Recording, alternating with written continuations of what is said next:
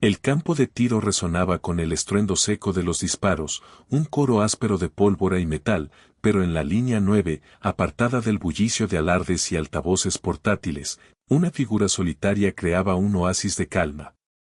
Vestía una camisa de franela desvaída, con cuadros grises suavizados por años de uso, combinada con vaqueros que llevaban las marcas de innumerables días bajo el sol abrasador.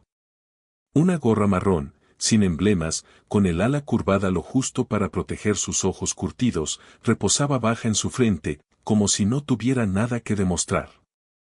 Su postura era de otra época, hombros firmes, pies anclados, manos seguras, cada disparo de su pistola .45 impactaba el blanco con una precisión que parecía casi sobrenatural, pero profundamente humana.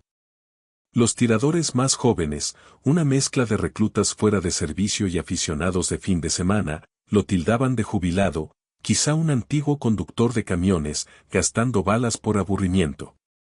Sus risas y apuestas cortaban el aire cargado de pólvora, ciegos ante el hombre cuyos movimientos cargaban el peso de batallas lejanas.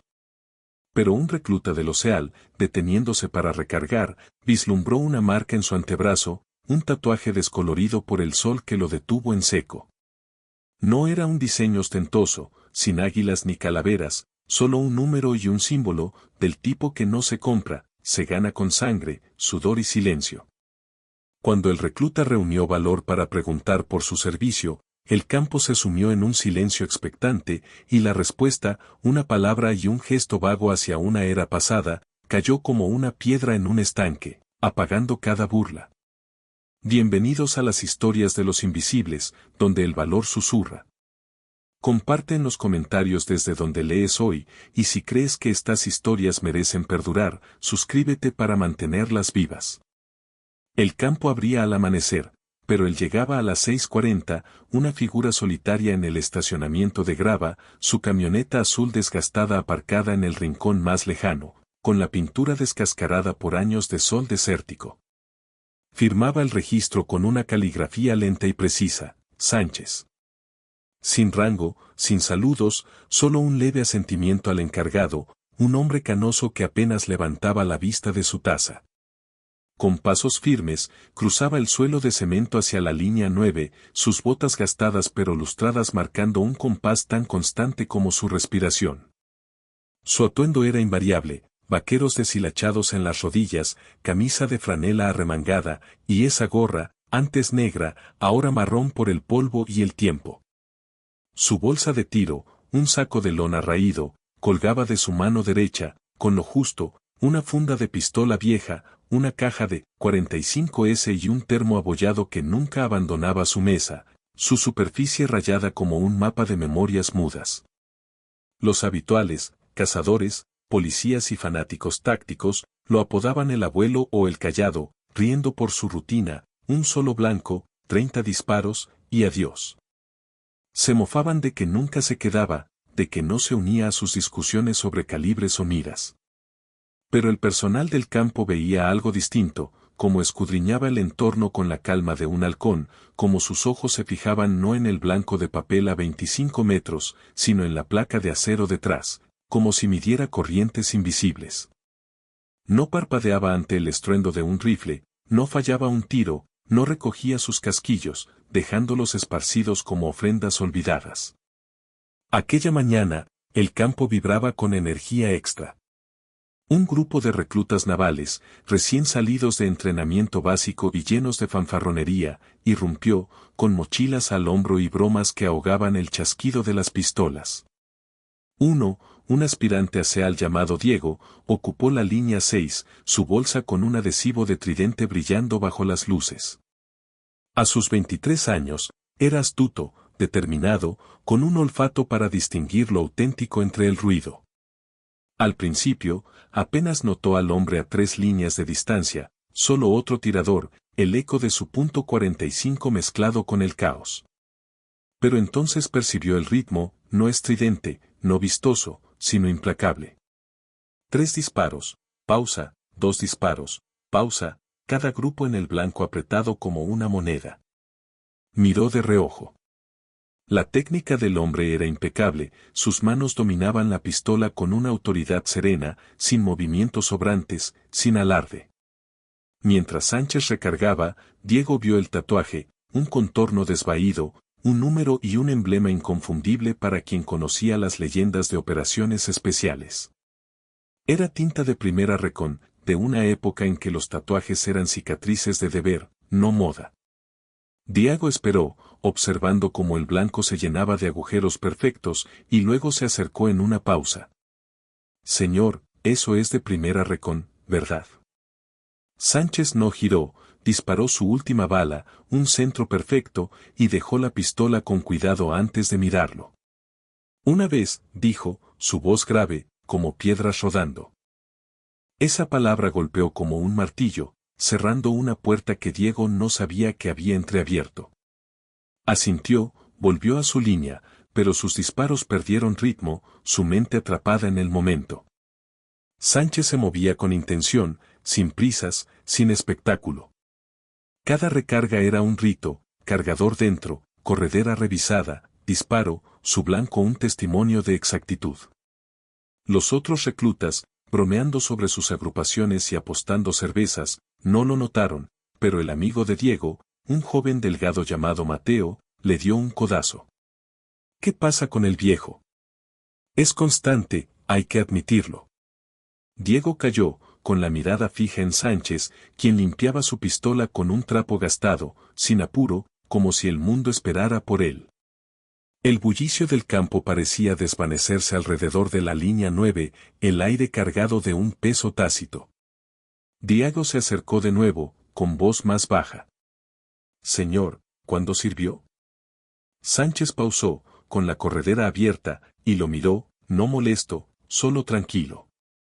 De mediados de los 60 a los 70. Recon, sudeste asiático. Diego sintió un nudo en la garganta. Eso ubicaba el tatuaje en la primera recon de los marines, operaciones secretas, misiones borradas de los archivos, selvas, ríos, silencio. Laos, arriesgó Diego, casi en susurro. Sánchez asintió levemente. Y otros lugares. Las palabras cayeron como rocas, y el ruido del campo pareció menguar, las risas de los reclutas apagándose al notar el cambio en Diego. Algunos miraron, intuyendo algo nuevo. ¿Entrenó con los SEAL?, preguntó Diego, esbozando una sonrisa para aligerar el momento. Los ojos de Sánchez se arrugaron, un amago de sonrisa. En esos días, todos hacíamos de todo.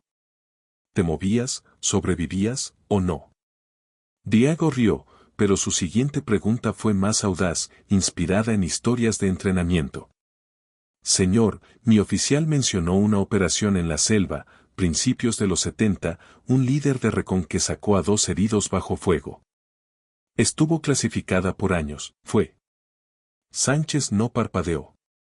Muchas cosas estaban clasificadas, dijo, su tono una muralla, no brusco, solo definitivo, recordando que algunos pesos no se comparten, se cargan, como cicatrices bajo la franela. Se puso de pie, estiró la espalda, con un leve crujido de articulaciones, y cerró su bolsa. Diego se apartó, y otros tiradores miraron, intrigados por la deferencia del recluta. Cuando Sánchez se giró para irse, Diego se cuadró, sin bromas, puro instinto. Señor, gracias por su servicio. De verdad. Sánchez se detuvo, lo observó un largo instante, luego sacó algo de su bolsillo y lo puso en la palma de Diego, una moneda pesada, gastada, con el emblema de primera recon y la palabra resistir grabada al reverso. Sabrás cuándo callar, dijo en voz baja. Hasta entonces, gánatelo. Luego se alejó, bolsa en mano, termo bajo el brazo, su silueta desvaneciéndose en el sol matinal como un espectro fundiéndose en la bruma. Diego quedó inmóvil, el peso de la moneda anclándolo. Había visto impostores, hombres luciendo parches inmerecidos o contando fábulas en bares. Esto era distinto. La moneda no era un recuerdo, era un vestigio de una guerra en las sombras, forjado donde los nombres no sobrevivían. Diego, ¿estás bien?, llamó Mateo desde unas líneas, su voz cortando la neblina. Diego no respondió, solo mostró la moneda. El grupo se acercó, esperando una broma, pero el emblema lo silenció. Es primera recon, era de Vietnam, susurró Mateo, sin rastro de su usual sorna. Imposible. Diego asintió. Es real. Se acercó al encargado, un tipo flaco mirando su celular, con una taza humeante al lado. ¿Conoce a este hombre? El encargado entrecerró los ojos, limpiándose las gafas. ¿Línea 9? Firma como Sánchez. Paga en efectivo, sin correo. Lleva años viniendo, no habla. Diego insistió. ¿Nombre? El encargado revisó su pantalla. J. Sánchez. Su ficha dice, sin reconocimientos, para honores. Raro, ¿no? Diego no sonrió. ¿Dijo algo alguna vez? El encargado se encogió de hombros. Una vez, cuando le agradecí su servicio, me miró fijo y dijo, no lo hice por tus gracias. No volví a intentarlo. Diego asintió, salió, el aire fresco oliendo a salvia y polvo. Esa noche, el sueño lo esquivó. Pasada la medianoche, abrió su laptop, navegando archivos desclasificados, rastreando informes fragmentados. Horas después, lo encontró, en un archivo Magdasoji de principios de los 70, Sargento J. Sánchez, Primera Recon, Laos, extracción bajo fuego, salvó a 7, herido 2 veces, rechazó honores, activo irreemplazable, ahora silente. Silente. La palabra golpeó como un cuchillo. Ese era el código, no memorias, no desfiles, solo el deber cargado en soledad. Sánchez lo había llevado desde las sombras de la selva hasta un banco de plástico en un campo de Nevada, su franela ocultando una historia que nadie se molestó en leer. Pero ahora Diego lo sabía, y la verdad ardía como una bengala. La semana siguiente, Sánchez regresó, misma camioneta, mismos pasos sobre la grava. Pero el campo era otro. Diego y 3 compañeros, Mateo, un recluta robusto llamado Vargas, y una tiradora precisa llamada Sofía, llegaron antes del alba, esperando en silencio. No hablaron cuando Sánchez pasó, solo asintieron, con posturas más firmes, siguiéndolo con la reverencia reservada para mitos. El campo estaba más callado, el alarde apagado, como si el aire mismo lo notara. Los tiradores cargaban cargadores con cuidado, despejaban líneas con precisión, hablaban bajo. A mitad de sus disparos, Diego se acercó, con una caja nueva de 45S. Pensé que 30 no bastarían hoy, señor, dijo, firme. Sánchez miró la caja, luego a Diego, y asintió, aceptándola sin palabras. Recargó, disparó, el ritmo intacto, cada tiro una lección de dominio. Más tarde, cuando el olor a pólvora se disipó y el sol subió, Sánchez se sentó en el banco, bebiendo de su termo, su sabor metálico mezclado con el aire del desierto. Uno a uno, los reclutas pasaron, ofreciendo asentimientos, apretones de manos, un quedo señor. Mateo se quedó, su fanfarronería suavizada. Buscamos sobre usted, señor. Salvó a muchos. Sánchez limpió su termo con la manga. Se salvaron entre ellos, dijo, voz profunda. Mateo asintió, cayó y se fue. Vargas, cuyo abuelo sirvió en Corea, pausó. Mi abuelo decía que hombres como usted no hablaban porque el trabajo no terminaba, ¿es cierto? Sánchez ladeó la cabeza, mirada lejana. El trabajo nunca termina. Lo llevas de otra forma. Vargas asintió, serio, y siguió. Sofía, la última, esperó, con su rifle al hombro. Señor, mi primo va a desplegarse, ¿algún consejo? Sánchez la miró, sus ojos más suaves. Dile que escuche el silencio. Lo mantendrá alerta. Ella asintió, labios apretados, y se unió a su equipo. Diego se sentó a su lado, mirando el horizonte donde el calor temblaba sobre los blancos. El silencio los envolvió, pesado, cálido. Finalmente, Diego habló. Nunca pensó en enseñar. Sánchez suspiró, como viento sobre arena. Intenté olvidar lo que enseñaría. Pero algunas cosas persisten, y algunos necesitan aprender. Diego insistió, sincero. Por eso escucho. Sánchez giró, su mirada aguda pero amable.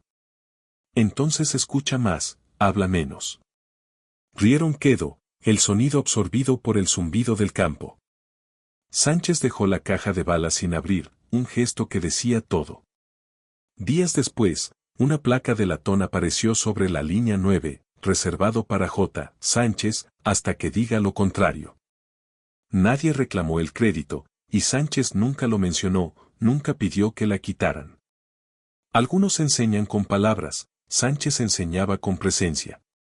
Sus 30 disparos hablaban más alto que cualquier discurso, probando que el valor no necesita reflectores, solo un alma sabia para verlo. No necesitaba aplausos ni biografías. Solo precisaba un recluta que mirara más allá de la franela y preguntara lo correcto. Y desde ese momento, cada bala que disparaba llevaba una lección que ningún manual podía enseñar. ¿Conociste a alguien como Sánchez, un veterano que cargaba la historia en silencio, ignorado hasta que una chispa reveló su verdad? Comparte su nombre, su historia, en los comentarios. Que el mundo sepa quiénes fueron antes de que el silencio los reclamara. Porque en el corazón de cada disparo aquí, hay una historia humana esperando ser contada.